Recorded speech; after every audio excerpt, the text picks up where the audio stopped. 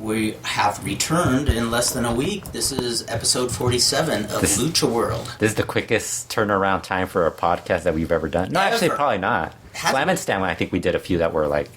Yeah, we did a few... Because we got interviews, I think, and we had to do them that day. This is true, yes. With Slam and Stam, we do it rapid fire. Every 2 weeks we did them. But I think... This is actually the fastest. This is. I don't think we've ever done another episode in less than a week after. Yeah. Yeah. Less than a week, because we did one... When did we do the last one? I think it was like... Monday. Yeah. Monday, right? Tuesday. We did it Tuesday. Because I remember I watched Puebla then Tuesday, and then I set it up on Wednesday. We're making tracks here. Yeah. We're going up in the world. Yeah. We're doing this episode. We're recording it on September 20th. Want to give a happy birthday to local boy Gory Chavez, one of Los Angeles' lucha libre pioneers. Yes, I said Los Angeles wrong. One of the first wrestlers I ever saw at Hadco Plaza back in 1981, and one of the finest. And just wish there was more video footage of him. And also want to say we have received Mark Cole's Odessa Steps magazine. It's so cool to see that the fanzine hard copy is still alive and well. Really cool illustration. Dr. Alchemia rises again. And featuring Ray Hechicero. Yes, Ray Hechicero on the cover. Lots of cool stuff in this issue, including lots of coverage of the 82nd anniversary show. It's a preview, Atlantis versus Sombra. Wonder who won that. I don't know. That's how bad my memory's getting. I probably already forgot who won that match. Well, that means I could watch it again and be excited. There's lots of fun stuff in this issue. Interviews with Ray Hechicero, Zuxis, and Marco Corleone. Story on Shalanga Mask. Really good article by Steve Sims on Negro Casas. Remembering Eric Caden, I was very moved that he did a tribute to Hollywood's own Eric Caden, who we lost on May 18th. And a really cool story on Lucha Libre as covered in the Love and Rockets comic. And a short interview with Jamie Hernandez, who recounts being a wrestling fan in LA in the 60s and 70s and seeing the early days when Piper was just coming on the scene, TNT Tom Jones. Just that interview alone got a nostalgic rush going for me of the 1970s LA lucha scene. They briefly mentioned the famous incident where Gilbert Hernandez was at the LA Sports Arena and with his girlfriend, who is now his wife, Carol, tried to take pictures of Adrian Adonis in the lobby at the LA Sports Arena, and Adonis, who was coked out of his mind, got in their faces. Oh, dear. And that was my first introduction to Love and Rockets. I was in a comic book store. This is the thin version of Adrian Adonis, right? Relatively thin. Yes, relatively thin, yeah. Yeah, this was right... I've used relatively thin a lot lately. Like when mentioning luchadors and stuff. This is when he's still thin enough to do that great upside-down bump, the Ray Stevens bump in the turnbuckle, and... I discovered Love and Rockets because I was in a comic book store, and I just thought the comic looked kind of cool, and was looking through it, and there was Gilbert's story about that whole incident. He had a whole... Did he illustrate it? Yes, he did. Oh, that's awesome. Oh, it's a very... It's, I recommend people... I'm certain you could find it in one of the compilations on Amazon.com.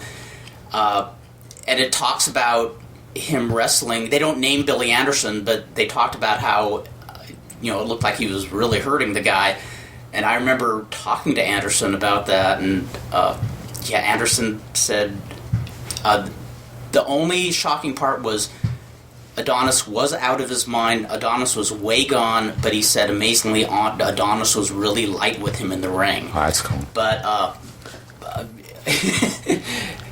it's something worth going out of your way to see. It's a very good look at a newbie fan's look at the dysfunctional side of professional wrestling. And I think it's always interesting when you have fans that aren't really, like, I think probably, well, were you already smart into the business when you started meeting wrestlers, or no? I was... You knew a little bit. Kind of, sort of smart. Yeah. Because, I mean, that's how I was when I started meeting wrestlers, and it was like, you kind of knew they were kind of crazy. Yeah. Some of them. There were always chances something that could happen. Exactly. So it was like, yeah, you know, but like you have some fans who don't really know that, and when it's their first experience, they're kind of shocked. Whereas one that's been through it, it's like, yeah, it's not a big deal. I mean, I was a little surprised when the first wrestler I ever met was Don Morocco when I was 14. Oh, that's right. Yeah, and he had a place in Santa Cruz that he was renting from a friend of my brother's, and my brother, to his credit, my brother hated wrestling, but he knew it would be really exciting for me to meet a wrestler, and I was kind of surprised because, there was this house full of hippies just hanging around. I saw roach clips laying around, and gotta say, Morocco was super, super cool. Awesome. I was shaking like a leaf meeting like a bona fide Yeah, the first time you meet them, you're kind of... like, for me, it's like when I meet any wrestler like that I'm really a fan of, there's that little bit of trepidation. Totally. Going to say hi to them or anything, like Nero Casas. Remember, we were standing in a corner. We were all, I mean, you guys had already seen him. Like, you've actually spoken to him in the past. Yeah, right? I had, but I still mark out when I see Casas. Yeah, so it's like, and then, so I go over there and it's like, hey, can we interview you? And he's like, yeah, sure. Yeah, I know, exactly. Give me 5 minutes, like, sure. The one for me was, I remember, the one I had the most trepidation about was, I was a huge Colosso Colasetti fan when I was a kid. I think he was the first heel that I really just got into. And I just went up to take his picture in the lobby, and that was still when a lot of the wrestlers would kayfabe the fans, like the heels wouldn't sign autographs. Yeah. The exceptions were the Twin Devils, and I found out Colosso Colasetti because I go up to take a picture of him, and he sees me, and I thought, oh shit, he looks like he could be a real badass. I wonder if he's going to chase me away. And he just kind of crossed his eyes and made this crazy look on his face. Took his picture, and then he smiled and gave me a thumbs up. And that's how I met Jesse Hernandez, because a few months later I went there and Jesse Hernandez translated an interview with him. And oh, that's cool. Colasetti's one of the nicest guys, and that was my break the ice moment when I saw, wrestlers don't live it, eat it, breathe it every moment of the day. So cool. So anyways, why are we doing a podcast 1 week later? Because we saw a really bitchin' show on internet. The 82nd anniversary show. For some, it was CMLL. like me. It was an internet pay-per-view. I paid my $12 after taxes. But for many, but you know how it was funny? Nobody would bring up. Everybody would kept. I think you told me it was $10. Yes. And then I mentioned it's $12, and I think that's when you were like, "Yeah, it was $12." Yeah, that's right. I guess the official price was $10. $10, but after what service and fees and stuff, yes, it was $12. Well, you know what it is? It's you paying the fee to PayPal, basically, as opposed to them paying the fee. Which is, I mean, if you could do that, and fine. It was still a bargain. I know a lot of people. It was internet free per view. I guess a lot of people were able to get it for free. So there were like 11,000 viewers by the time. They didn't watch the entire show. They watched. The 11,000 came for the mask match. But it was hilarious because I think we found out by about the second or third match that there were a lot of people that weren't, because it just kept growing. You saw it; it kept growing. I noticed because I saw your Twitter. Yeah, I kept. In fact, that's what I want to ask. How did you see the numbers growing? Where was I switched it over to YouTube? Were you watching on the? You were watching on the Kling channel, right? Yeah. Yes.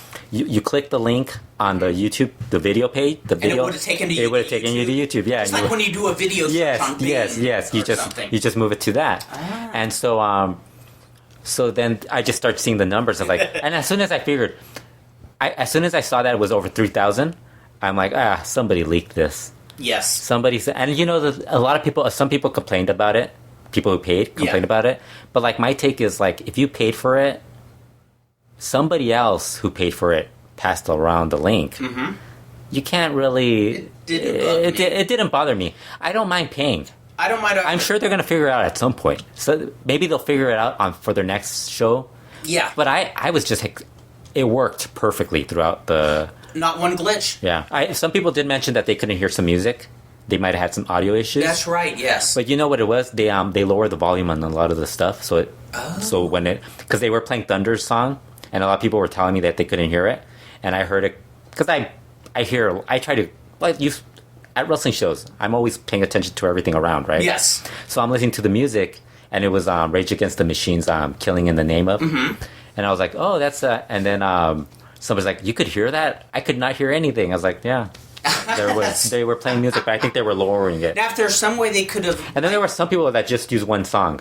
Like, remember there were like a couple people entered to one song? Which we'll talk about because there was one moment that was hilarious. Oh, I know which one you're talking about. We'll talk about it when we get to that. Well, they might not have heard Thunder's audio, but if there's some way they could have eliminated video of Thunder, I would have paid even more just to watch it. This is like the mystery of Thunder because, I mean...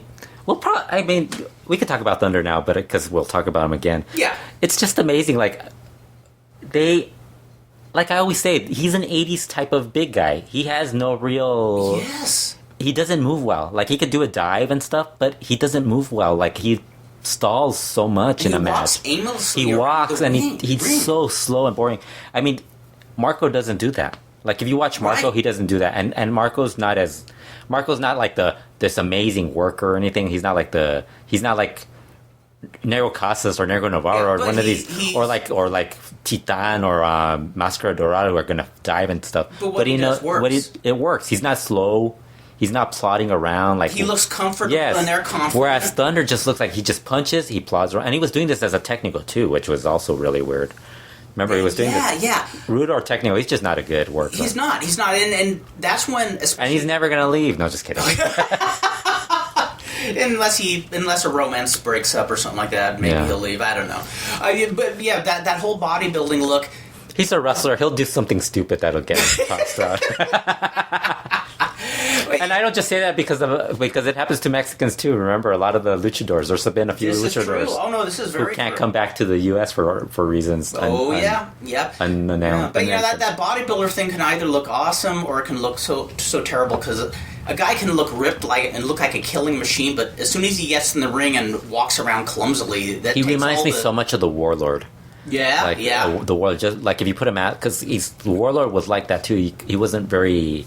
He could do it. He could do like something athletic, and people would mark out over it. That's what happened with Thunder. Some of the people who were in CMLL told me, "Oh, he could do dives. He's huge, and he could do dives. He could he's agile." And I'm like, and then when I see him, he's like, one, he could do dives, yes. He's big, yes. He can't. He's not agile. He's not the furthest thing of agile. He's horrible. Yeah, he looks so out of his element. Okay, there's our anger, angry rant. That's right. Number one. We can go into happy mode. We can channel our inner. Well, let's go through the entire show. Just go match by match. The opener was Disturbio, Puma, and Virus. It was just this random group of guys going into the match versus who they ended up beating Esfinge, Fuego, and the Panther.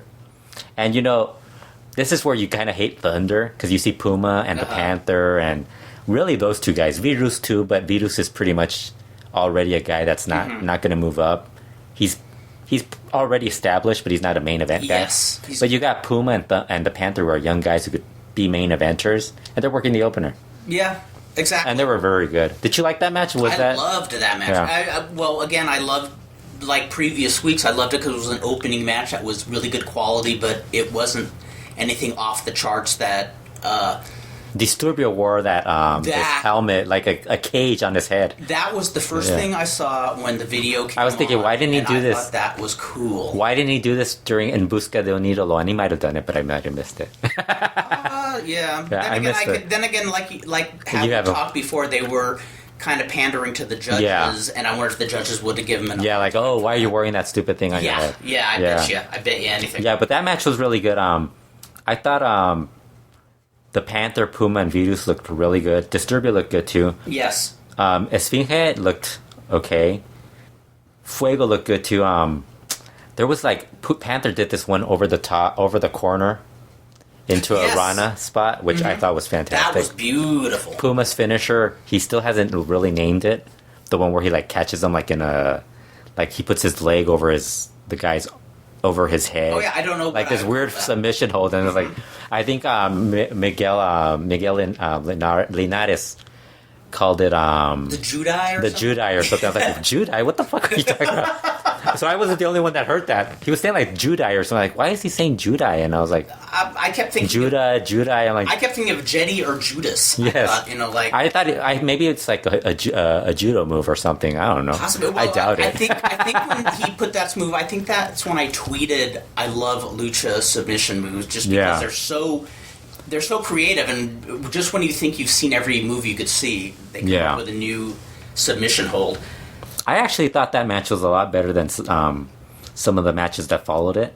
Well, and I enjoyed how in that third fall it looked like the Technicos would take it, but the Technicos captain got pinned. Yeah, Virus when he got that. That was really good. The Goribon when he.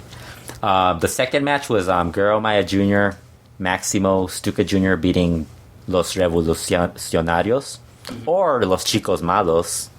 Dragon Rojo Jr., Pulver, and Rey Escorpion. I actually thought that match it started slower than the previous match, but it picked up later, and like in the third fall, it picked up a lot more. It did. I love that they were Revolucionarios are growing on me. Really? Yes. I like Rey Escorpion. I liked him before. Yeah, I like him. But the other two guys, I always kind of like thought, two muscle guys. They're not really like. They don't. I've dug Dragon Rojo Jr. Pulver, Pulver is great in main event. He's really good, but I gotta say, I haven't. You haven't seen him like in singles matches. He has a reputation of having really great singles matches. Okay.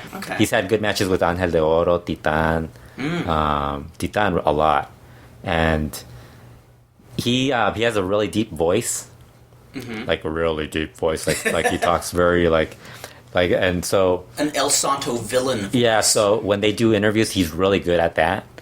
Although he's he's got a potty mouth. So sometimes you got to worry about what he's going to say, but he's not, he doesn't, the only thing is like, he'll say like maricon and stuff like that. Yeah, what do we... Excuse my language, people. What do I have to send El Mecánico after him to... But it's funny because, for years, it was always Rey Escorpion I thought was great, and the other two were like, they weren't that, get rid of those guys. But they're kind of like, as a trio, the only bad thing is now they put Thunder with them. So it like makes it even worse. Guerrero Maya, I thought Maximo again continues to be really good. I love how hard he works, and I love it. The tope he did. Yes, and I love how playful they were that they could still do a finish that was a kiss in a cradle. Yeah. Guerrero Maya Jr. was really good. Stuka Jr. was good too. He's kind of added a lot of weight for some lately. I wonder why. I mean, he still does those beautiful. He did that one spot where Rey Escorpion lifts him with his legs. Yes. And then like he bounces off the ropes. And he still does it perfect. He still does it well. But it's like and then he still does that dive from the corner. Yes. When he's like another great move. But he looks a lot he looks the same basically. He does the same thing over and over. He hasn't been any different.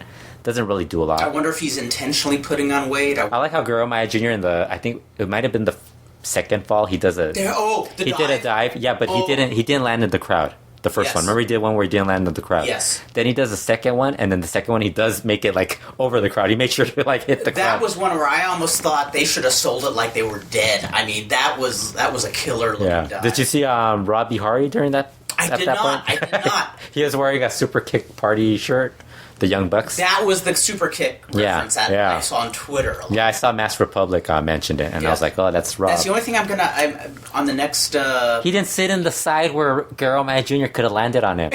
He should have been wearing. He should have been wearing a target, like right here, Guerrero Maya, like a target. Oh, on the that shirt. would be awesome. I wonder if we had a shirt made for him that would say that. We'll do that next. He'll wear it next year. Yes. We should. Every time he goes to Mexico, just make him wear that when Guerrero Maya Jr. I like that. That would. Yeah. So I thought that match got a lot better as it continued, but it was a little slower at the beginning. But it was good. I had no problem with it. It was a lot better than I think a lot of people were kind of expecting it. Yeah, I think people were just like bummed out because of who wasn't on it. You know, the anniversary. Yeah, but I already knew they weren't going to be on. Yeah. So like once you kind of these guys are pretty good. So I tried to take all that out of the equation. Yeah. I figure, okay, I'm sitting down, I'm watching this. It's a bummer that we're not going to see Cavernario tonight, but let's get on with it. Let's enjoy it. Okay, so the third match was the Dark Angel farewell match, which was Dark Angel beating Princesa Suhei.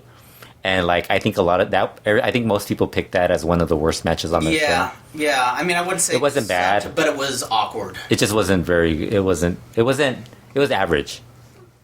I thought so too. Worse than average? And, I thought... I didn't think it was that bad. It wasn't bad. I think they should have kept it a little shorter. I mean, it really seemed like Suga was doing all the work. And what I was telling you, with I saw them in the Monday before that in their Puebla match, and it was a match for Relampago, which was 10 minutes long. Yes. And that seemed like a long time. yeah, and it really, And this one went at least 17 minutes. I mean, Princesa was definitely leading the match, and I think you pointed out, very well that if she was a heel, she probably could have done more with it. If she totally healed on her. And, it was one of those matches where you could tell one person was doing most of the work. And, it didn't suck. I mean, I wouldn't complain, but it I still laugh when I see Dark Angel's dives. I just imagine everybody following me thinking, oh my god, what is Fredo going to say? Because she did a really, her dives don't look crisp.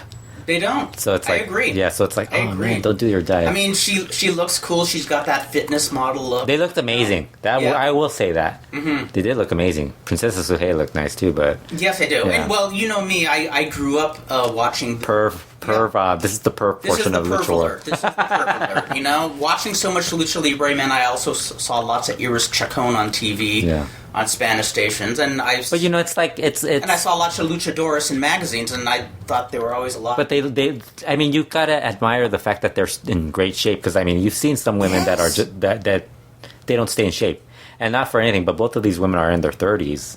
Yes. And that's usually the point where a lot of the luchadoras and... they start kind of losing, they do. They're gaining weight. Exactly. There's nothing wrong with that. It's just exactly. It's natural. just kind of how it goes. Yeah. I mean, the guys do that. Happens to guys too. Exactly. Look at Porky. He used to be thin. Not just kidding. Well, that's how old I am. I remember seeing Porky before he was called Porky because he was not chubby even. Yeah. 1982, I saw him, and Did you see that picture I found of him when he was pretending to be Charlie Manson? No, I didn't. This was in 2008, 2009, I think. And he's doing the Charlie Manson pose. And this was back when he lost weight. Right. When he lost weight. It was 2009, I think. Remember that when he actually went... Yeah. Because I was even remembering, that's when I wrote that one story that how Hector Garza shamed him into losing weight. Yes. A bunch of people, that was the one thing people told me that they really enjoyed. It's man, you guys are evil. So... I did dig the end of it, of the women's match, the final sequence when Suhei caught Dark Angel in her finisher. Mm-hmm, yeah, it was Dark Angel's finisher, La Reinera, and she broke out. Then she tried to get her in her. I still don't know the name of that move that Princesa Suhei does, where she puts her in an arm lock, and then she moves her head around. Oh, I don't know what you call it. They should call it something because it's a very awkward looking move.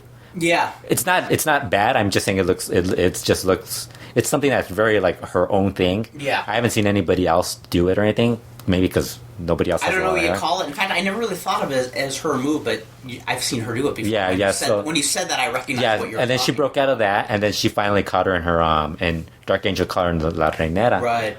So they end up doing a little ceremony for her, which was I'm used to. They were making such a big deal for Dark Angel. Mm-hmm. When you think women's wrestling ceremonies, what do you think? All Japan women. Yes. The Japanese women where they throw whatever the streamers. Everybody's getting out their handkerchief. They're bringing people out to shake their hands and wish them well. It wasn't a retirement; it was a farewell. But they gave her a plaque, and one of the edecanes brought in flowers or roses or whatever. And then she got the mic. And she told everybody to... Just kidding. She wished her... She pulled an LA Park and told them to go fuck their mother. Yeah, she said she wishes she's going to go follow her dreams and hopes that everybody in the crowd gets to follow their dreams too. Yes, now, my Spanish is not polished enough where I didn't know that. So when you told me that, I think we both thought the same thing. So this wasn't her dream of any kind. It really I know earlier I had told you about an interview with Marcella, where Marcella kind of said that was kind of insulting that to her. It was a stepping stone, and we joked, "Oh yeah, 10-year stepping stone." Yeah. But I mean, WWE kind of is the goal of almost every wrestler. So it's sooner or later, just the fact that you even get in, that's pretty much if you're a good a good hand in WWE, you're there for a very long time. Oh God, yeah. Yeah. And I don't think she's there. I think she's there. I think she says she's going to continue wrestling. So I think she's going to be part of the, like the veteran group that are bringing in NXT. I think she'd probably just. It would have been nice if she shouldn't do topes anymore. Dark Angel, if you're listening, don't do topes. I think she should have worded it like, this was a wonderful part of my career. On to the next phase. Yeah, instead of like saying follow your dreams. It kind of seemed like I'm going to Disneyland. But I mean, the crowd was dead during that match. I was expecting a lot. The crowd wasn't really into it. For it to be like the second biggest match, I think they underestimated the lack of interest in women's wrestling. You know what it is? There's a lot of people that really like women's wrestling. They're very passionate about it. But that's not every wrestling fan. It isn't? Because, remember, we always talk about this. When people ask us about the history of women's wrestling in Mexico, a lot of people don't really... Because it's not really as big as it was. I actually would love to read more about it because I'm really intrigued when I read about the women like Chabela Romero. When I look at the magazines in the 60s and 70s, it's mostly the bikini models, right? Remember those? Those were good. No, they were beautiful, but most of those were the ones who were just posing with the wrestlers. Yeah. But these women looked a lot more badass than what I would picture a woman wrestler a lot of times. And the first Mexican women wrestlers I saw in the early 80s were like Lola Gonzalez, Irma Gonzalez, Reina Gallegos, and I Martha Villalobos. Yes, that's right. That's right. And I'd actually love to know more about it. That's why I wish there was more video from 60s and 70s, especially of women wrestlers. I don't know. They seemed like they might have been pretty badass back then. Yeah. Well, they're good. I mean, because you've seen like when they used to go to Japan, like La Galactica and all those. Lola Gonzalez, yes. We have returned after that important commercial timeout. It was Kurt's wife looking for him. That's right. She has to make sure I'm behaving because you know what a bad boy I am. Okay, so back to the women's match. What were you saying about we were talking about just the history. Yeah, I got to every now and then see somebody like Lola Gonzalez, and I said, "Oh, these girls know how to work." I mean, there were some good American workers like Vicky Williams, Sandy Parker, Killer Tomato. Remember Killer Tomato? Yeah, I remember Killer Tomato. Well, that's when women's wrestling really kind of hit the skids to me. Is when you had she was hot though, wasn't she? She was gorgeous. Yeah.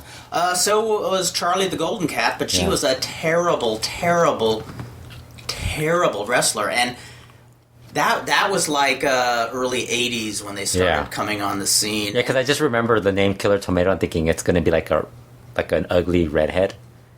And I thought, and she was gorgeous. Yeah, and then she was really attractive. I'm like, why are they calling her Killer Tomato? She's kind of attractive. Oh God, I know. No, because that was her name, right? Killer Tomato. Debbie the Killer Tomato. Yeah.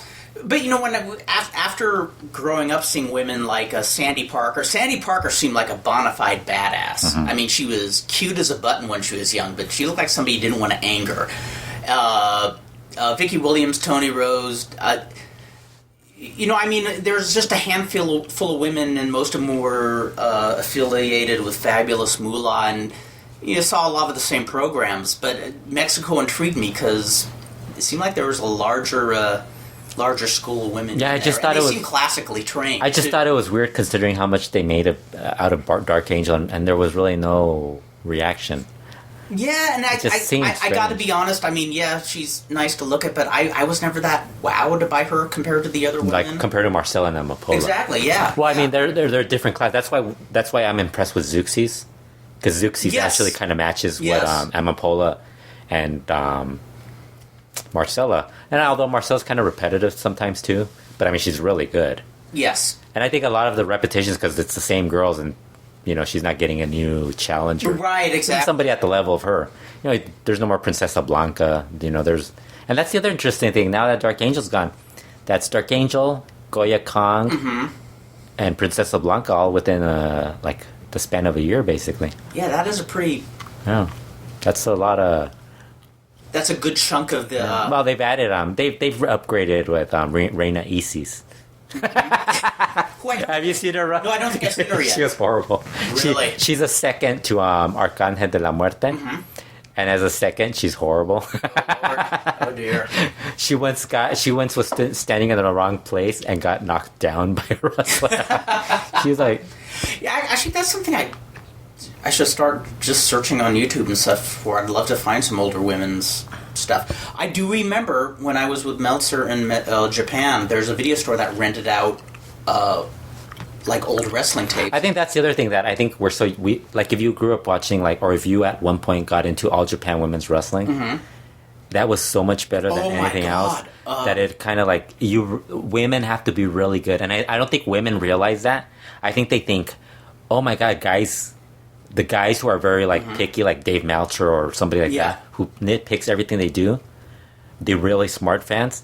The women must think, oh, these guys are just they're just being really they don't like women's wrestling. But it's not that. Some of us watched All Japan Women, and if you watched All Japan Women, you have a really high standard of women's wrestling. That's the gold standard of women's wrestling. So then that's the pinnacle. When a woman, when if I tell you a women's match is good, it probably is good. Yes. Because I won't if it's like this match, I would have never said, oh, that was okay. Yeah, I wouldn't. Yeah. I gave... There's certain matches I gave Sugahit an A for effort for what she did. I shouldn't... I hate to knock Dark Angel that bad, but I just thought there's some women who just shine a lot better. She's very friendly, though. She's the foreigner, so I guess that's something that was unique, and she hung there for a long time. But... The following match was the match that everyone was worried about and turned out to be actually pretty good. I enjoyed it. Dragon Lee teaming up with his brother Mystico and El Valiente beat La Peste Negra, Felino, Mr. Niebla, Negro Casas. Technical team with Mystico had Que Monito in their corner, and Zacarias El Perico was with the Peste Negra. A quick tease of the mascots getting into it at one point. Yeah. Was it post match? Did you see? They did a spot where the Technicals all did a triple dive. Yes. Towards the outside, and then for some reason, Zacarias El Perico comes into the ring and just runs like he's going to do a dive, and then just heads back to the ramp. Yes. I just laughed when I saw. I was like, oh my god! Only in lucha can you have these little mascots. And people will accept them. There's some people who hate them. Yeah. But I understand because you're serious about wrestling and you want it to be serious all the time. But I mean, if you're going to have this sort of thing, at least have it be entertaining to the majority. I love it. And not really because I mean, Zacarias doesn't get involved in big matches. Although he did with that Negro Casas Angel de Oro match where he carried him on his shoulders, which was the one time he got involved. Right. But I mean, that was just hilarious. And that was during a fall ending. But, yeah, this match was actually Mr. Niebla showed up. He showed up and he wasn't bad either. He was fun, Mr. Niebla, rather than disaster. And the great thing was if he was going to be a clown, Dragon Lee was ready to beat the shit out of him. Did you see that tope he did? Yes. He nearly killed him. Oh Lord. He nearly killed him. I wrote, he almost impaled. In fact, there were several topes throughout the evening where I just thought, damn, these people want to.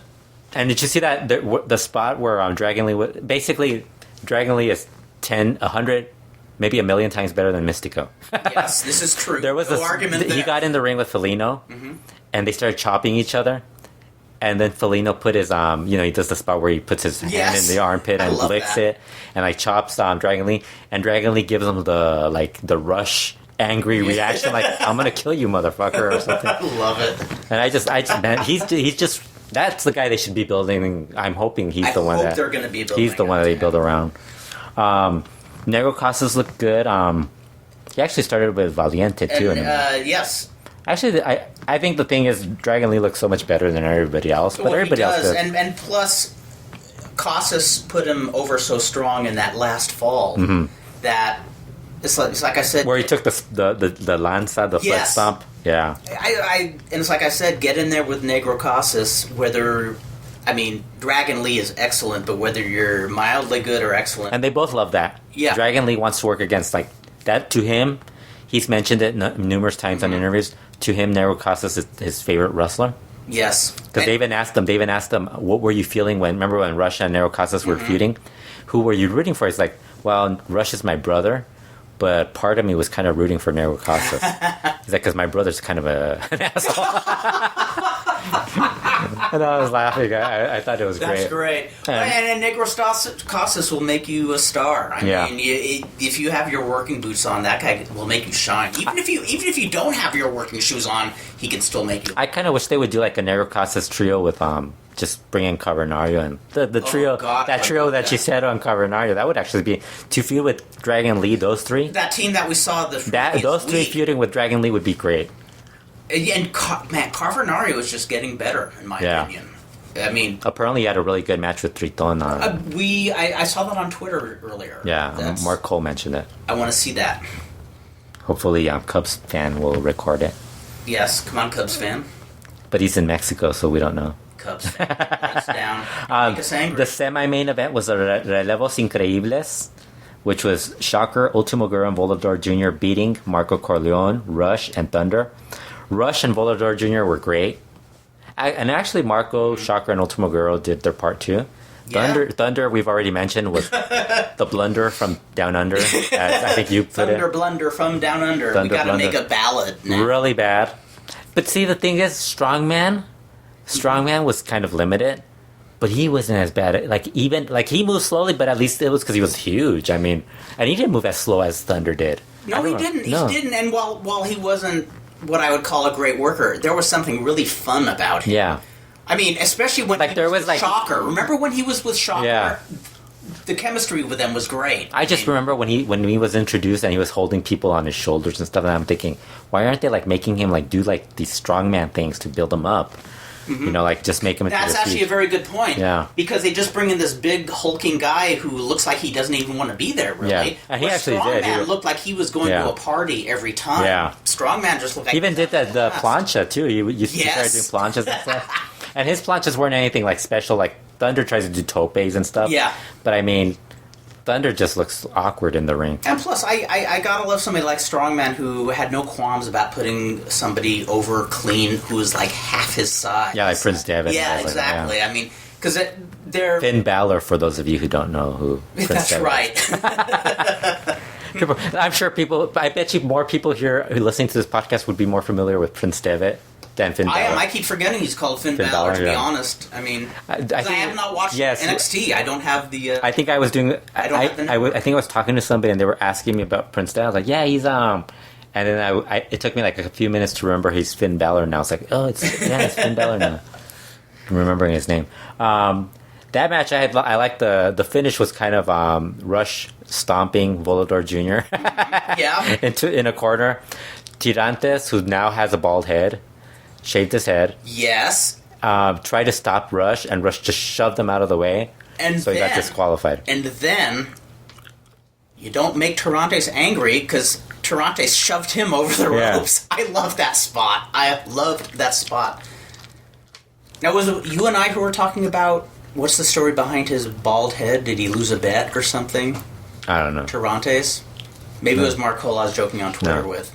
Might have been Mark Cole. Might have been. Because I saw Cubs fan was the one that mentioned it. Yeah. And then I mentioned it on the I love playing with Twitter throughout the show, but I kept on mistyping things, and I was trying to watch. There was one where you mistyped something to me, and I was like, okay, I'm not going to even ask. Oh God, yeah. There was one that was like twerp, and I was like, oh, what? That's what it is. If I saw the text, I could tell you right away what I was typing because I always hit the wrong key. It's the tiny keyboard on my phone. Yeah, and I was just thinking. First of all, it says nothing. It was basically nothing. It was just garbly goo. Yeah, and exactly. I was like, you know what? I'm not even going to bring this up because I know Kurt meant to write something. He's going to be like, I'm embarrassed to mention this.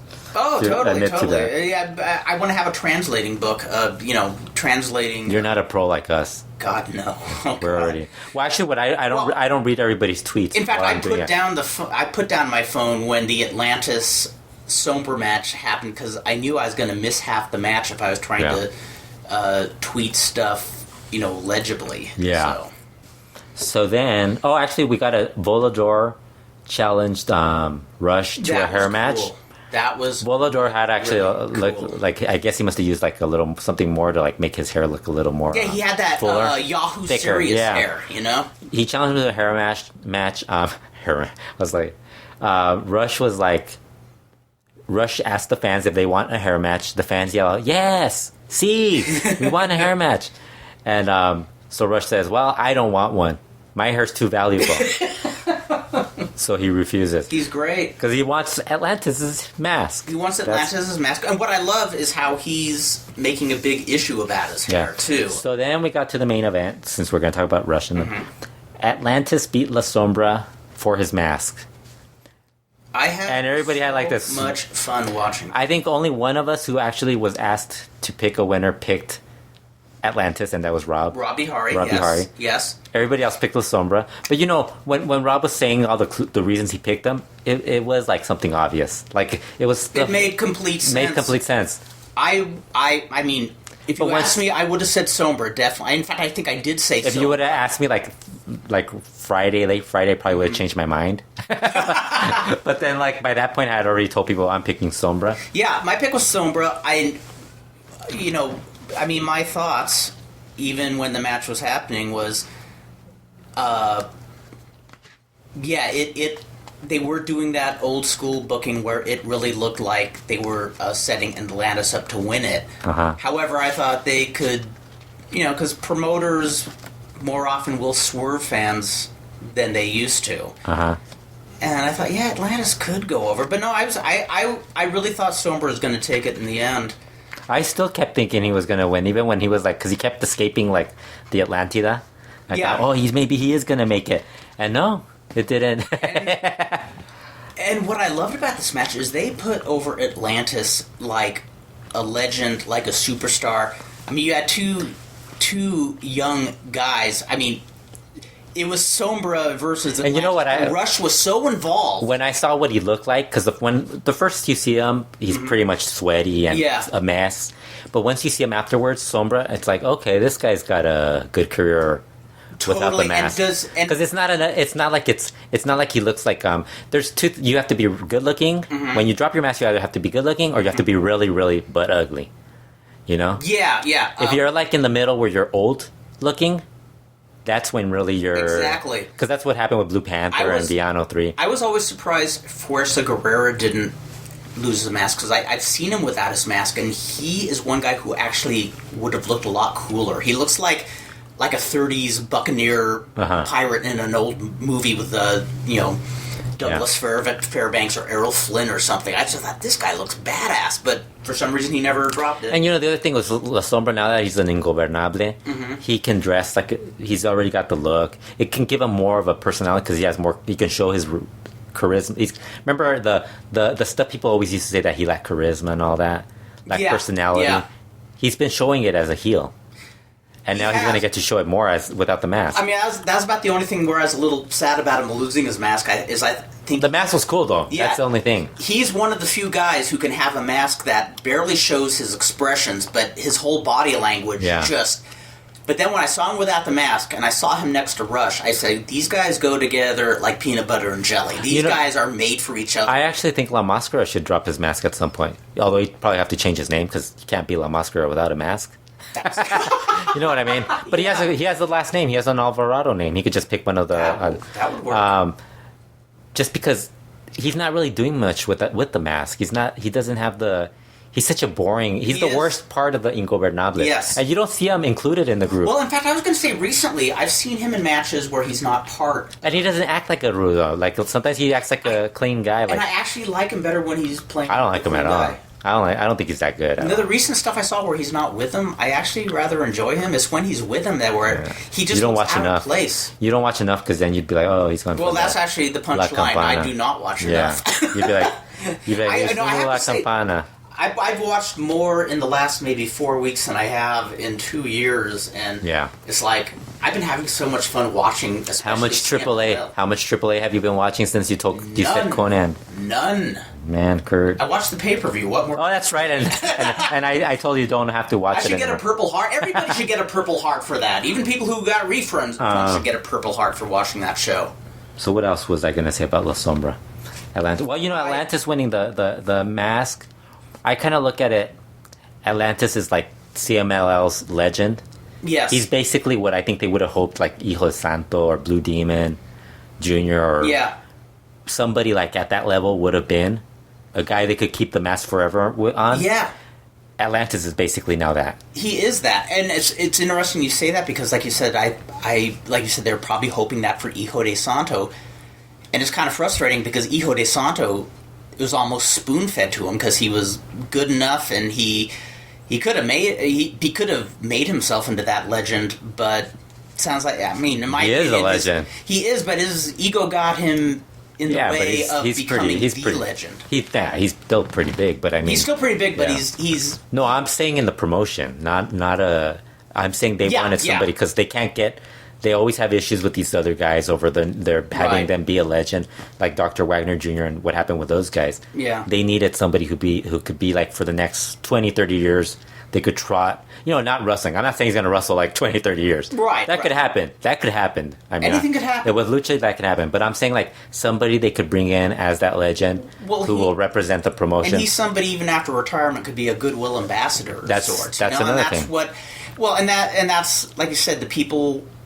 Well, it's funny. It does seem like all juniors, like Dr. Wagner Jr., Hijo de Santo, Blue Demon. I mean, they could have been, but they're not the company person, and it. I mean, I don't know. Dr. Wagner Jr., I think it went to his head as soon as he started getting famous. Yeah, I mean, he got over so well in Japan. Yeah. As soon as that happened and he came back, it kind of like just went to his head, and he started being a bit of a. Which is a shame. I mean, I still like him, but it's like he kind of got a little big headed. Yeah, I mean, you know what? I don't know much about what. And I'm not saying that as a bad thing to him, because I mean, there's a lot of, you kind of need that to be like a big star. Happens in all sports, entertainment. All those top people have big heads. Well, because. Yeah, doesn't mean he's a bad person. I mean, how do you? Yeah, fame can make people snap sometimes. Yeah. I mean, or make people. I don't know much about what El Santo, the original El Santo, was like. He was a gentleman. No, just kidding. Well, you hear everybody says that because everybody just remembers him as. But whatever he did, he carried himself in a way where he had his career, and I don't remember hearing stories about him having hissy fits or not wanting to job or. Yeah. But when Hijo de Santo had that talk show he was doing where he was kind of like, wasn't he trying to bury CMLL a lot and stuff? It wasn't a talk show; it was an article. Okay. He used to do the articles. The talk show, I don't think he ever said anything about. Oh, okay. No. I'm mistaken then. Yeah, so I know. It was but Atlantis seems like somebody who kind of carried the torch all the way, and I've met him twice, and both times he gave you the quebradora. He put you in the quebradora, right? I wish he did. I would have had that. Or the Atlantida. He put you in the Atlantida. That's right. I would have put that in my airplane spinning album on Facebook. No, he was one of those guys who, when he was in an indie dressing room in LA, was super nice to everybody. And Billy Anderson knew him when Billy went to Mexico in the mid '80s, and I remember this was before. This was right when Atlantis was starting to be pushed as a main eventer, and. I don't think I ever heard Anderson ever just gush over somebody being as nice as he did Atlantis. And the Villanos, he raved about them. Well, that's what I noted. Like everybody, they always talk about him very positively. Yeah. But I think even during the match, I was kind of expecting him to lose. I mean, all that interference by Rush, I thought it was going to be one of those rare times. Yeah, when he showed up back in the ramp, I was like, oh. Yes. And I thought, well, he's going to get screwed. Did you see that fan, the Japanese fan that was praying during the match? Yes! Yeah. The people who are in Mexico right now finally met her. What? But I had actually heard, I had known of her before that. What's the story about her? She was a big fan of, she became a big fan of Sombra when he went to Japan for G1 Climax a few years ago. So she became a lucha fan. So she was rooting for Sombra. I love Japanese fans. Yeah, but I like how at the end she was like just like sad and everything. I know. I was like, so oh my goodness.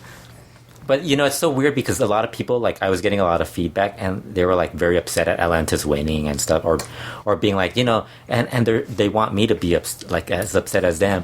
Why? And I'm like, you guys know who you're asking. I mean, it's work. Exactly. People are the guys. Sombra's basically getting the bigger payday than Atlantis probably in this. Oh, easily. Yeah, so it's like I'm not gonna feel bad. This isn't like he lost his mask the first year he was wrestling. Yeah, he built up his character and he became and he's young. He's somebody that maybe not now, but at some point would get back into WWE's radar or some other promotion, he'll get a chance now without a mask. Because, I mean, you know how Americans are. They're not very into the whole mask thing, the promoters. Yeah, if they are, they don't know how to work it. They don't get it, yeah. Yeah. No, I was... here's another thing. If you want to talk about my nitpicking, I think it was the first match. They did that spot where the referee was about to count 3, and one of the heels grabbed him by the foot to stop the count. Uh-huh. That was the semi-main. Was that the semi-main? Yeah, because I think it was Rush that did. It was might have been Lamas. Well, who was? Well, I was gonna say that's what caused might have been Rush. The disqualification in the first fall of the Atlantis Sombra match. Yeah, but before, nothing. Yeah, I know they did that in an earlier. I can't remember which one. I think that I shouldn't nitpick, but I hate that spot. It's like, can you imagine if an umpire, somebody's about to slide into home plate and somebody shoves the umpire? I don't mind. It's wrestling. It is wrestling, but... I would rather they do that than the bump that Tirantes took off LA Park, which I don't think you watched. I didn't, no. Yeah, he took... That was... If you watch that, I think you might have read what Dave wrote about it. Mm-hmm. It is one of the worst bumps you'll ever see. Yes. Tirantes was nowhere near LA Park for him to bump into him, so LA Park had to do a whole... reroute his direction towards him to make it look like he was bumping into him. Oh god! And it looked so so lame. Well, but that was like really bad timing. That wasn't bad timing. That was a bad direction. Wow. That wasn't bad timing. That was a bad direction. It was horrible. That's not a bad timing. Well, here's the thing: I'm used to the old. That was a stupid bump.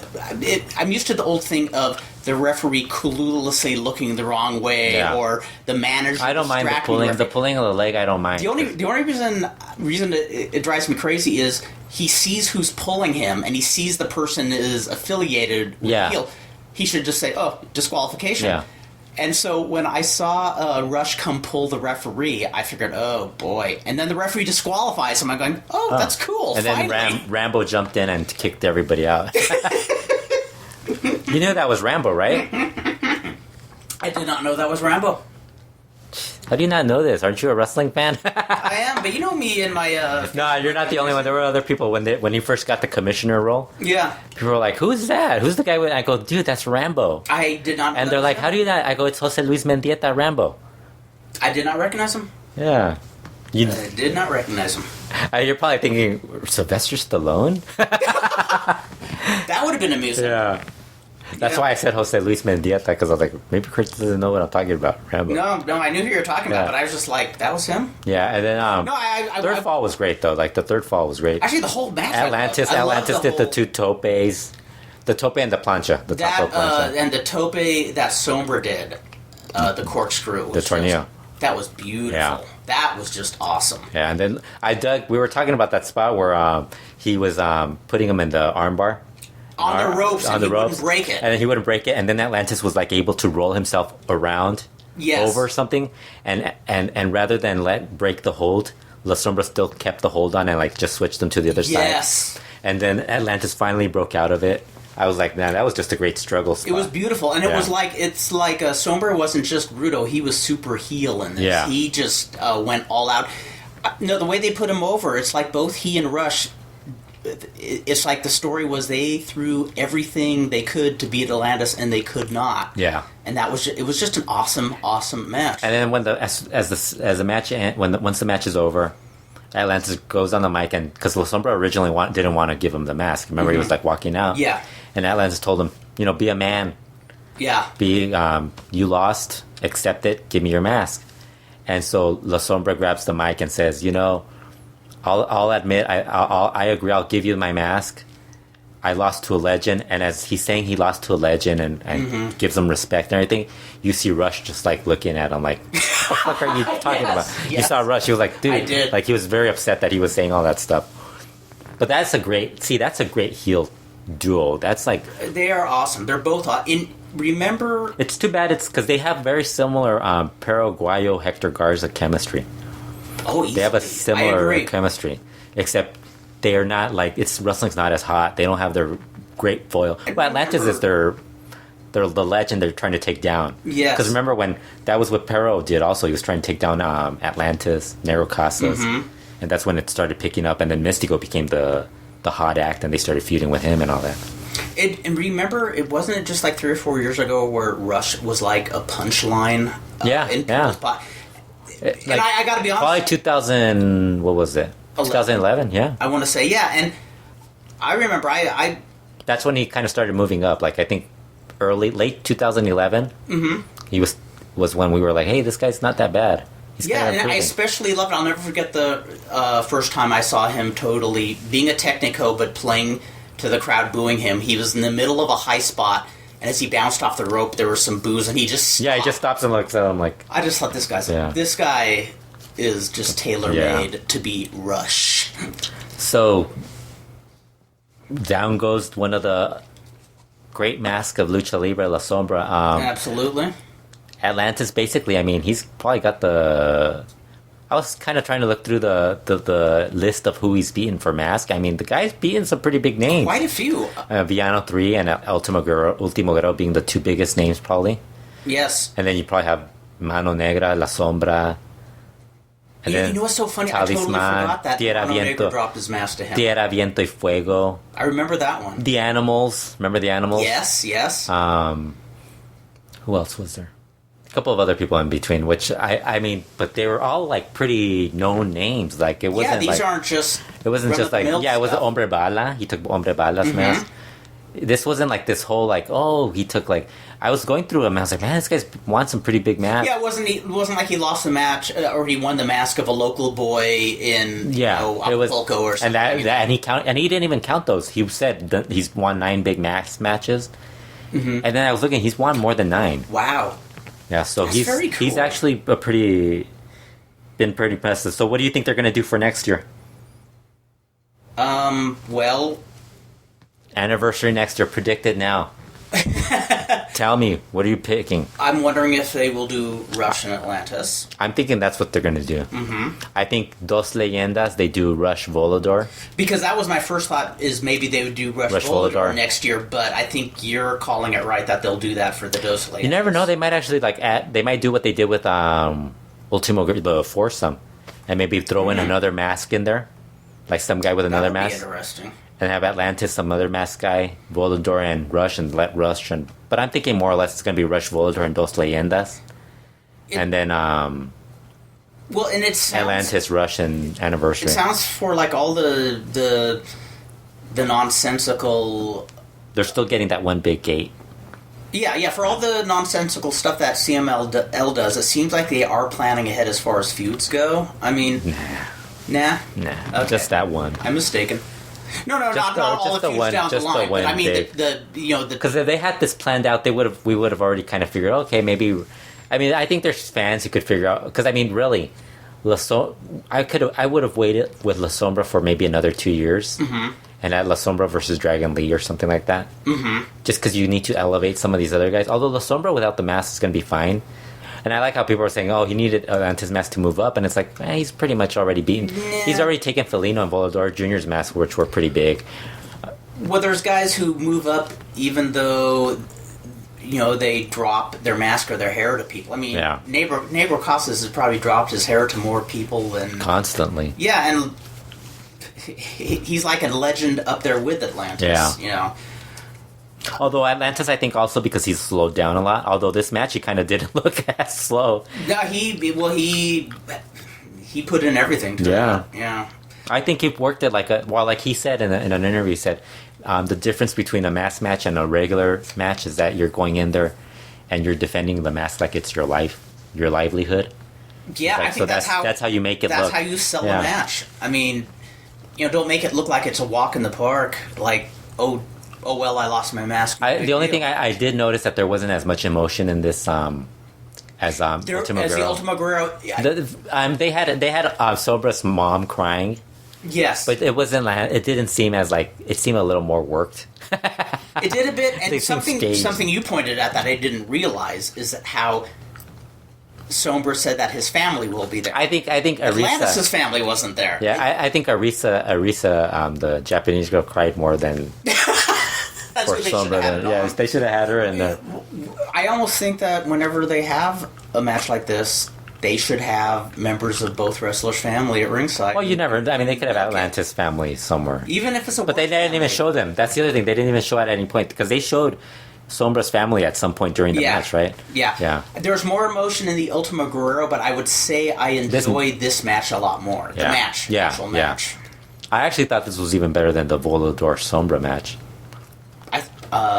That one was more athletic, had more stuff to do. Yeah. Well, but these guys, this was more of a well worked because I think there were points where it looked like either guy was going to win because I mean Sombra kept escaping that Atlantis. And this was, and then he kept doing that one on the Shadow Driver where he would pick him up and his finisher. Yes. And I thought, it's over. I just loved how Atlantis was barely getting his move in. Yeah. And when he finally got it, I thought, he's not going to submit. And then we dropped. And then there were points because they interfered. I think there was even a ref bump at one point late in the match. I can't remember if it was a ref bump or it was the referee being distracted. And there's also the referee. There was a ref bump at some point, but nothing happened at that point. The referee also prevented Sombra from doing the Martinete. Oh.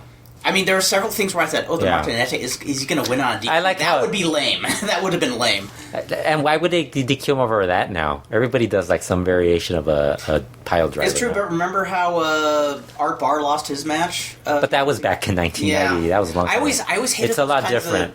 I always hated those kinds of finishes. It's changed over. Match. Yeah, but it's changed over the last 5 years. It's not. Martinete is not the same as it was in '92. So what did you pick? Atlantis versus Volador? Atlantis versus Rush? Or Volador versus Sombra in a hair match? That could actually happen too. Volador Jr. and Sombra in a hair match.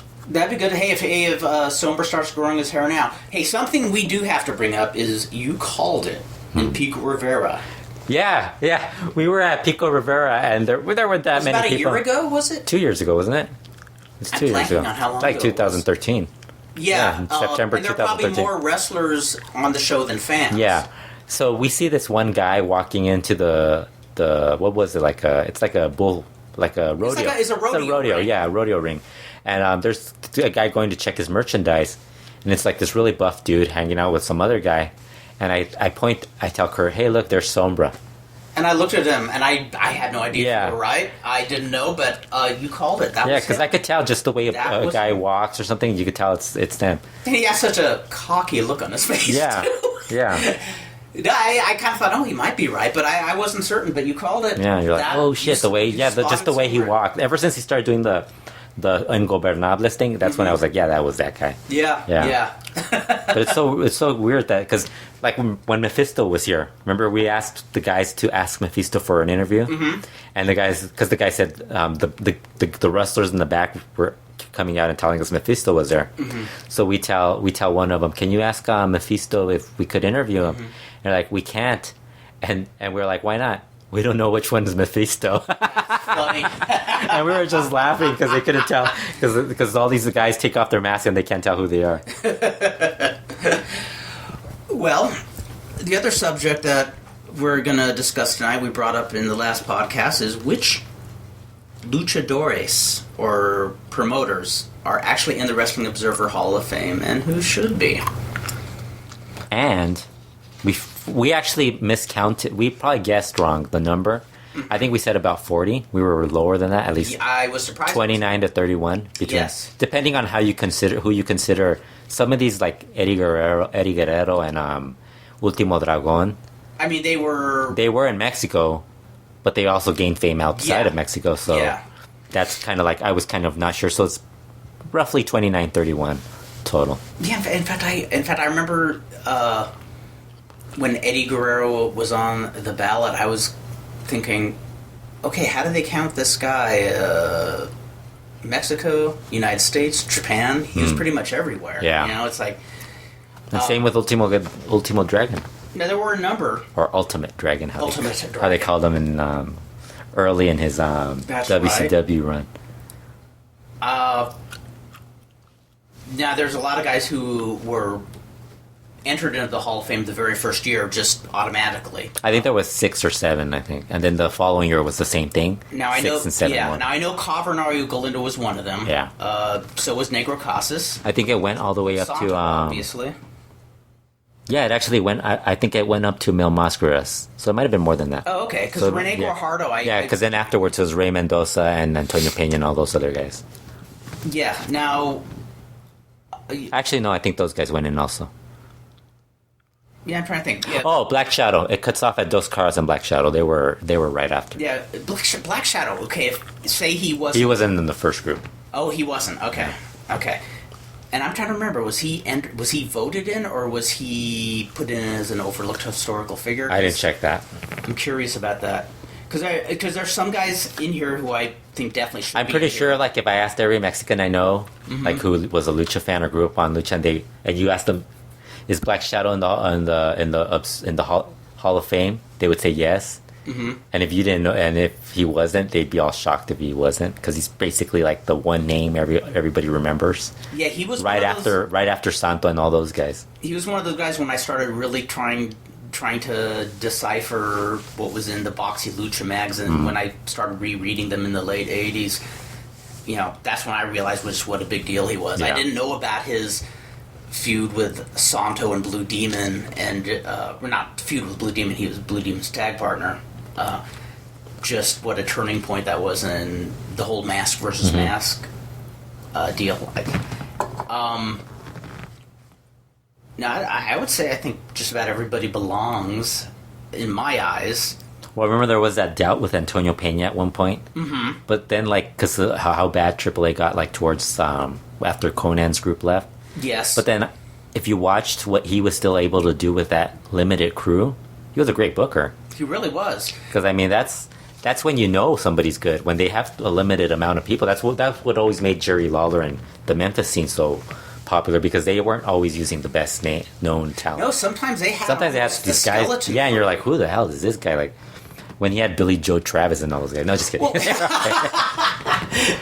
Well, I remember there were periods. People are gonna tell me Billy Joe Travis was great, and it's like, yeah, but you got to remember, I grew up in Texas.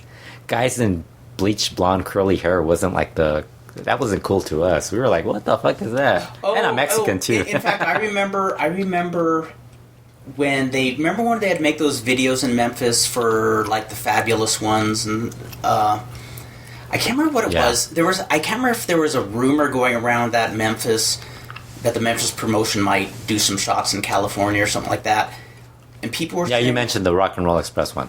Yeah, and everybody was saying, "Oh, the Rock and Roll Express would get over so well there." And I'm going, no. This was before MTV was nationwide, and I'm like, they would look like such dorks in California. Yeah.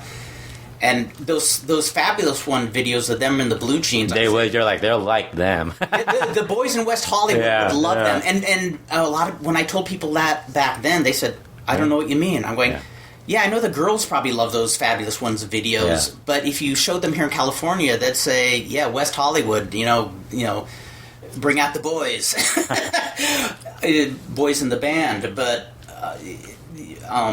in fact, there's a few of those people who I brought that up to a few years ago, and they claim they never.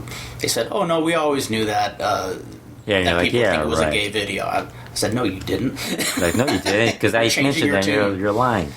But that was around the same era when Wayne Ferris, before he was Honky Tonk Man, wrestled as Punk Rock Wayne Ferris in Alabama. And the punk rock look was, he had like one of those blonde ponytails, bleached blonde ponytail, and I want to say a mullet. And a friend of mine was asking one of the wrestlers there, okay, if a real punk rocker walked into that arena, one from LA who looked like he was at a Black Flag, the guy said, "Oh, the audience would run for the door and say, there's a maniac loose." They would be scared out of their mind. Yeah, or they'd try to kill him. Yeah, exactly. They'd one or the other. Yeah. Some would panic, some would get their considering guns out, the stories we've heard about Southern wrestling. Yeah. Well, Southern wrestling is a lot like lucha. Like, there's a lot of stuff. I agree. Because I mean, the same passion you hear from lucha fans is very similar to Southern wrestling fans. They get very upset.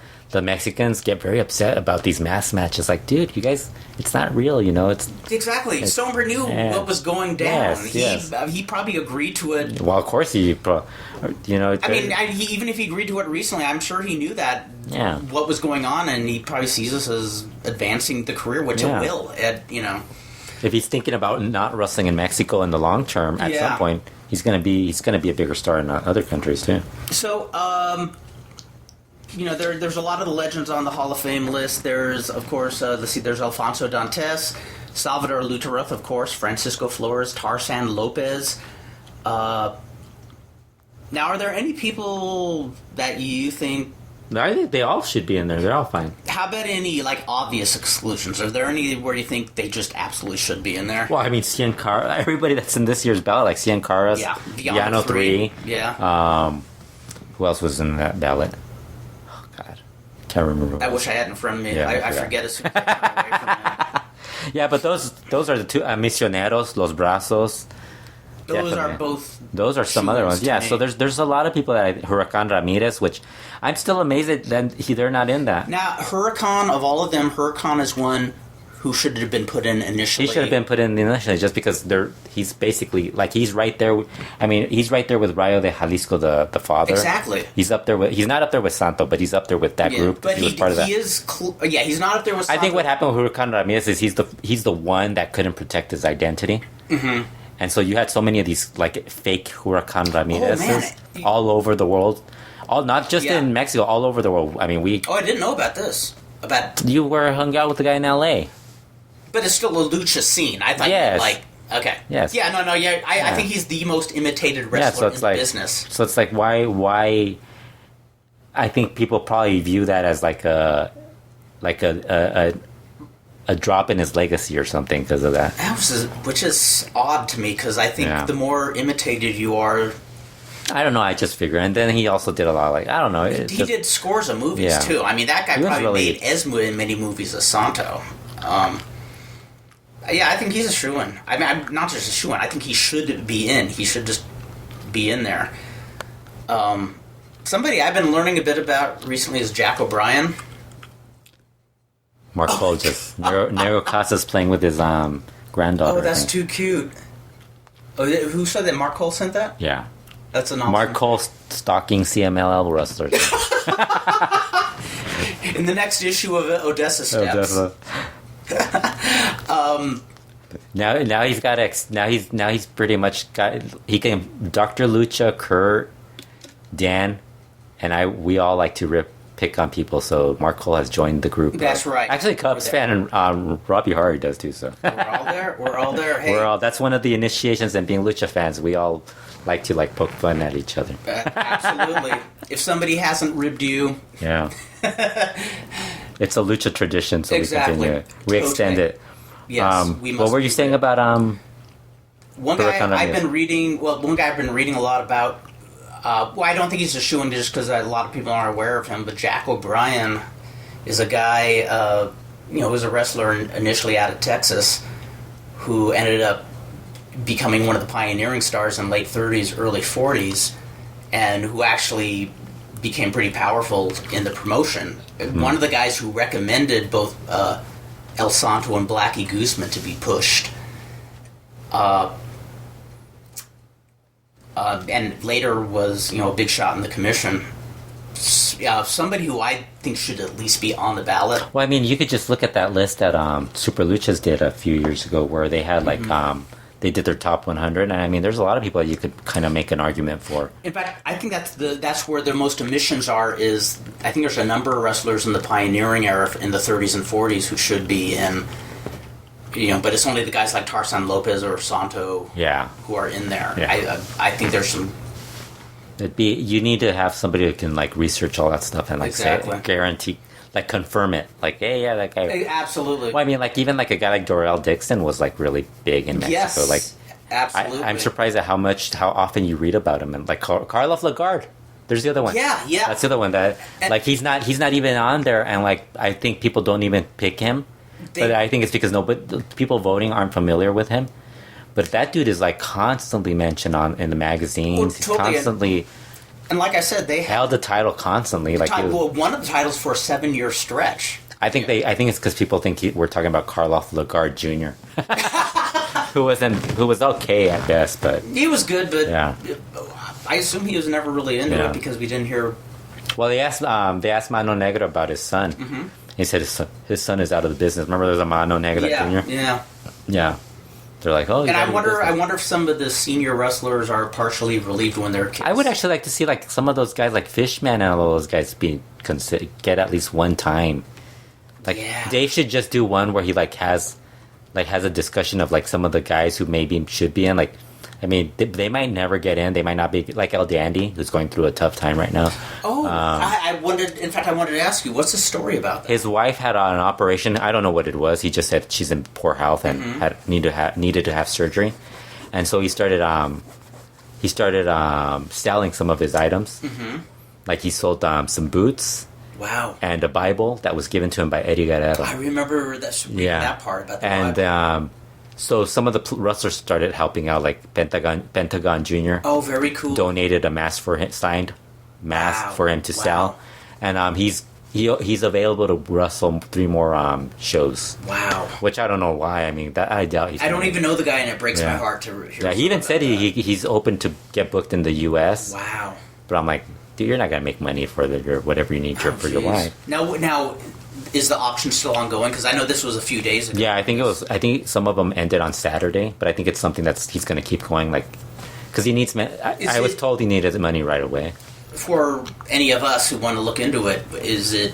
It's on his Facebook page. It's on his Facebook page. Yeah. Okay. Roberto Gutierrez Frias. Okay. His real name, Roberto Gutierrez. Actually, I linked to it on the. I'll link to it. Let's all look into it because, I mean.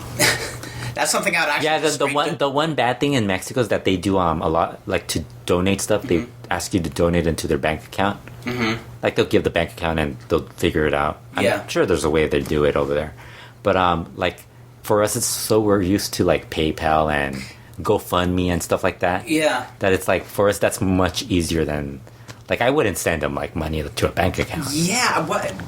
And we've talked about this before. What's with the PayPal phobia in Mexico? It seems like I was just surprised at Kling, the CMLL thing, but that was an American site. That's a non-Mexican site. So right, but yet they seem so resistant. And they still lost a bunch of money. Yeah. Well, that's one thing I think that's. Can you imagine 11,000 times 10 is like 110,000, right? Yeah. They would have made 110,000.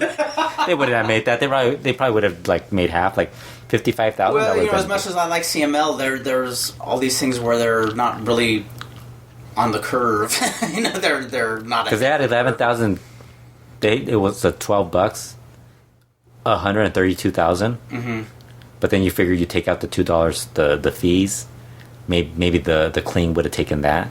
Yeah. So maybe 50,000, 60,000 probably was what they would have made it. If all those people paid. Wow. Which I doubt they would have ever done that.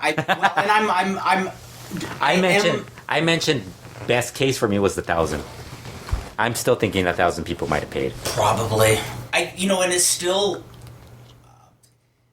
But I doubt that. I feel very fortunate. This was my first internet pay-per-view ever, and really? I was expecting.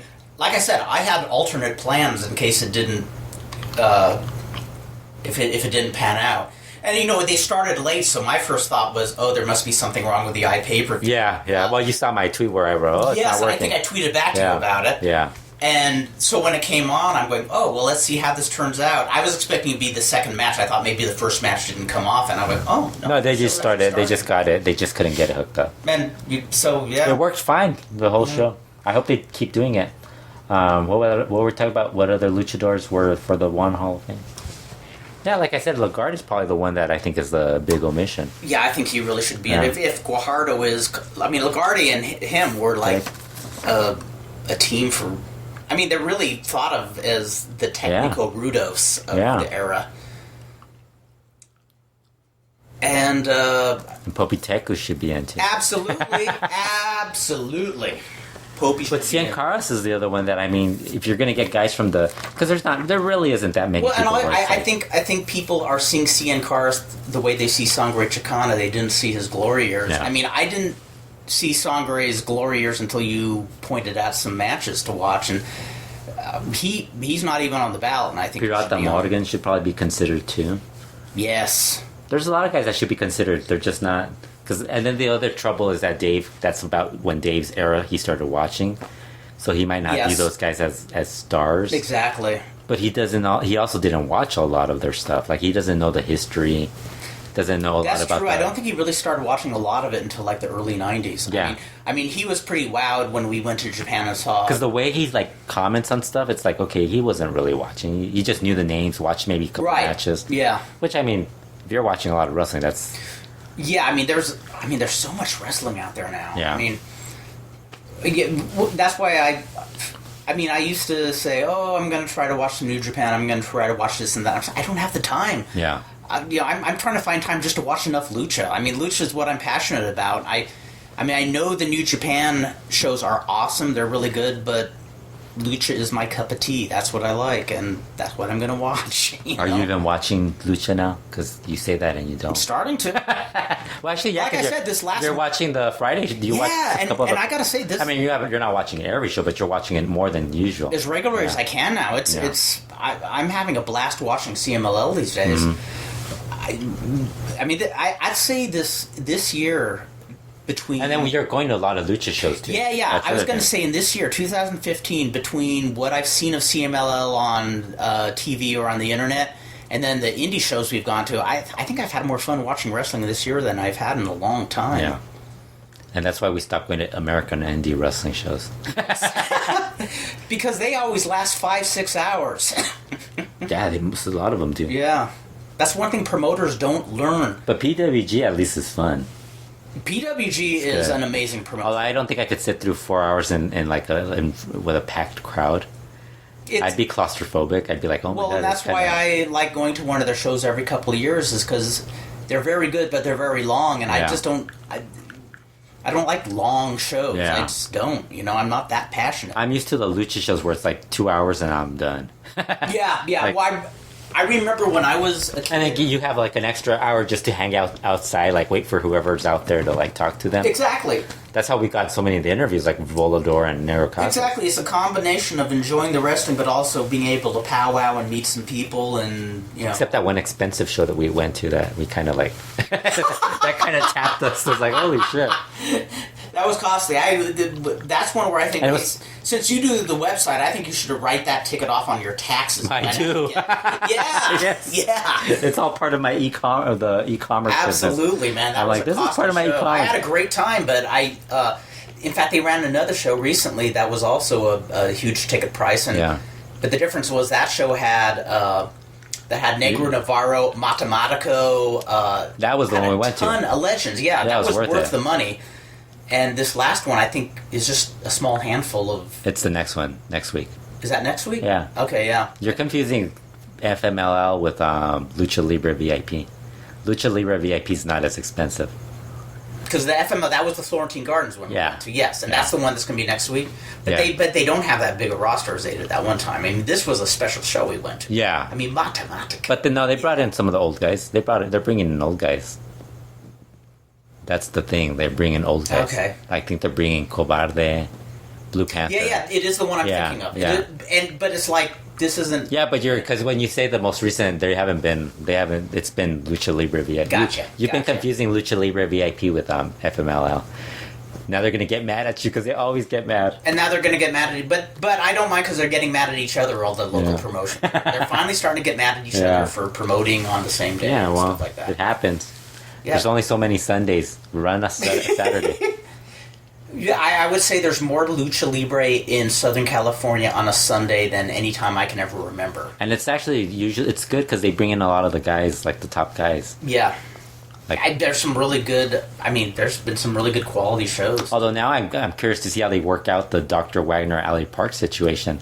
Because some of those shows brought in CMLL guys that had Alley Park. That'll be interesting. The show that we went to had Alley Park, but it also had Blue Panther. Yes. I'm sure they'll do something where it's like, we'll let them work a different match and not work the same match. Something like that. They do that all the time. Oh, Lord. Well, awesome pay-per-view. I dug it. And yeah, I'm looking forward to seeing what is next in the CMLL chapter. Well, next week is Rush versus Volador as the main event. And that's going to be bitchin'. I don't know if it's going to air online, but it'll be on Azteca, the channel. Okay, this next week being this next Friday, yeah? So... Like in 3 weeks it'll air on TV. Okay. So you don't know if it'll be on Claro Sports? I don't know. They had mentioned... They're going based on what an Edekan said. An Edekan said that they would be on for 4 weeks. Oh, so, but I don't know if she knew more. But we figured the Edecanes are much better at giving out information than some of the... The CMLL people. Well, I hope the Claro Sports continues because I've been digging it. I think they'll probably answer it by Wednesday. Probably Wednesday they'll answer that they're not going to be on or something. Now, being as I've only started recently watching the Friday night shows. Have the Friday night shows just recently been hot because they were building to the anniversary, or are they usually this good quality? On and off. On and off. 1 week they're good, 1 week they're bad. Because these past couple of weeks I just had to blast it. Although I think maybe once they started airing on Claro Sports, some of the matches looked a lot better. But then again, we wouldn't know because we didn't watch it. I know. Yeah. We were only watching 2 or 3 matches every week. Because watching wrestling since 1973, I always pay attention to the way they construct a show from opening match. Yeah, well, we didn't know. Without that online, we wouldn't know what. Exactly. And what I loved about the shows I've seen is I think they do it very well. The opening matches are really, really good quality matches, but they're not something that's trying to blow everything out of the water. It's like each match progresses into something cool, and and the new Peste Negra with Carbonario last week was like the highlight. Yeah, they got it. And if Mr. Niebla showed up like sober all the time, it wouldn't be such a bad situation. But I mean, the fact that they let him in the ring like that's bad. That was. Yeah. Okay, well, and it's disappointing that LA Park and Dr. Wagner Jr. couldn't stay in their best behavior. It is. Although I think Dr. Wagner Jr. was bound to happen with him. Whereas LA Park was just a complete fuck up on his part, and he's not apologizing. He's being like the rebel he is, basically. Yeah, this is true. I think like a lot of people, I'm just surprised it happened that quickly. I thought it would last at least through the anniversary show. That's what I thought. I thought anniversary show, and they're done. Do you think had they stayed... Dr. Wagner Jr. is not coming back. I don't think he will. Well, no. I was going to ask if they stayed for the anniversary show. I know it didn't do you think they would sell out. Do you think it would have filled the arena, them being there? Or yeah. Okay. It would have filled, because it was full, but it wasn't completely. Yeah, because what I did because it looked like it was 80-85%. Right. Because there were a lot of empty seats in some areas. Like the blue areas, you could see like some blue. So that probably would have made a difference. I think they would have. Yeah. I mean, the one thing I was jazzed about is when all was said and done, as far as just a critical standard as far as the show went, there not being there was a non-issue aside from the fact that it would have sold out. I mean, I didn't, after the show was over, I didn't sit there thinking, oh, damn, I missed LA Park and Dr. Wagner Jr. I just said... I only missed them when Thunder was in the match. Oh, God. Yes. We're watching Thunder. Because, I mean, Shocker was still working hard. He even did that tope where he almost missed Marco. Yeah, I think... And that's the other interesting thing with CMLL is... But, the other thing is, even if you thought that, you're like, they have a deep roster. They could have put in somebody better. Oh, yeah. From their own roster. Easily. Titan, Bobby Zavala, Mephisto... Carbonario. Yeah. There's countless other guys they could have put in. What, and it's funny, even with the older workers who've had issues and are past their prime, like Shocker, their roster has some of the most charismatic guys. And yeah, you think they'd get rid of either... Stukita would have been great, too. True. And I know when I was telling Volador Jr., he was like confused when I was telling him how great I thought Stukita was. Because I told him I thought he was the second best technical in the... Or maybe the best technical in the promotion. And he was like, really? And I go, yeah. He's like, but he's a midget. He's a enano.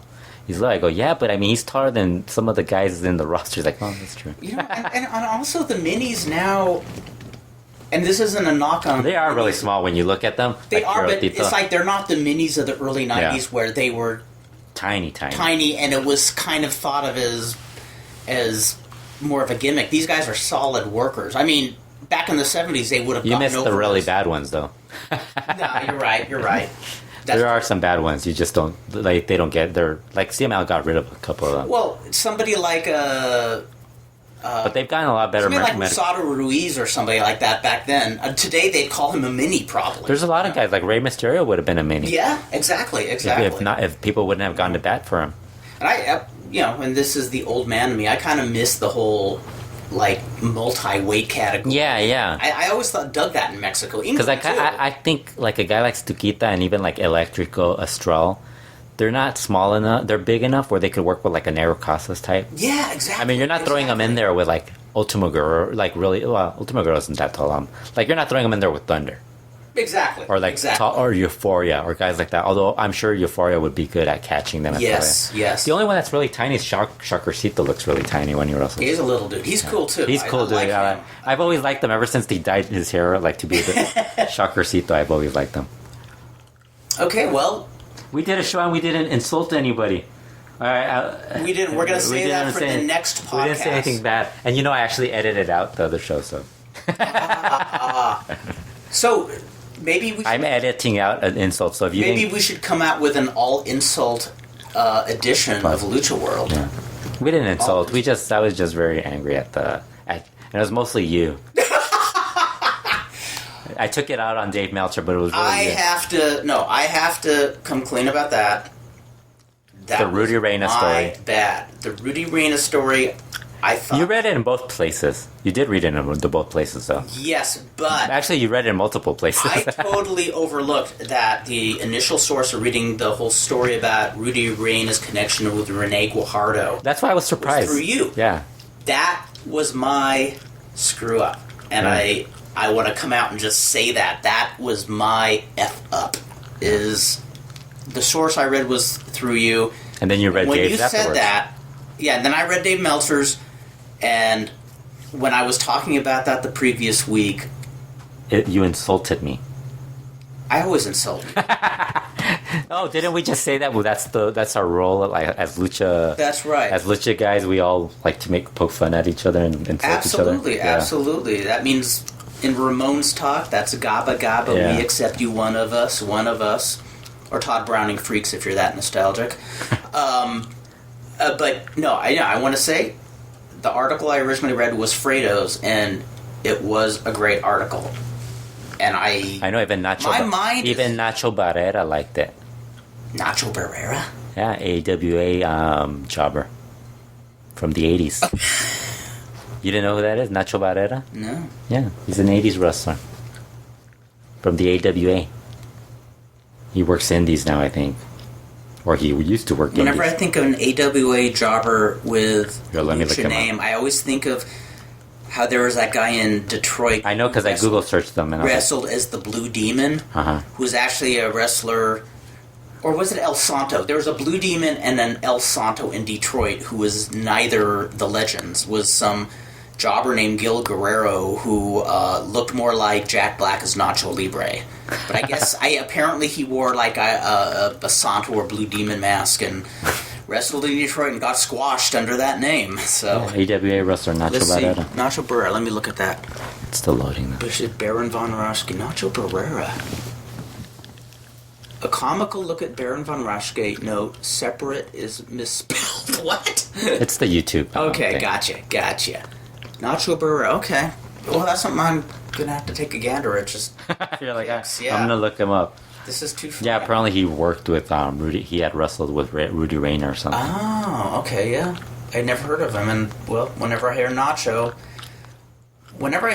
Libre, it's usually from the lips of somebody, a non-wrestling source who knows I love lucha. And they always ask, "How many times have you seen Nacho Libre?" And I always answer, once. Yeah, I know. I think somebody asked me about that recently. I was like, yeah, it's not that good. They always seem shocked whenever I it wasn't that good. Wowed by it. Yeah, it was all right. Yeah. It wasn't that good. It was insulting. No, just kidding. It wasn't insulting. It's a movie. Yeah. I mean, it was fun to watch one time, but it's nothing. It's not something I'm going to have repeated viewings of. Yeah. I'll watch the Santo movies over and over. It's not like you're gonna like Pulp Fiction where you're gonna watch it over and over. Yeah, exactly. Or like Good, the Bad, the Ugly, or some other. Exactly. I think I've watched La Ultima Lucha. That movie, I think I've watched at least 8 or 9 times. So, okay. Well, until next time, folks. Have a great time, wrestling and non-wrestling wise, and I know I'm sounding especially inarticulate tonight. We'll try to be back in 2 weeks, right? Yes. Okay. We will. 2 weeks. We're going to try to get to 100. But I will not put my hair up as a bounty as that, because my hair is too valuable, especially at my age. So, see you folks in 2 weeks. Have a totally bitchin' time.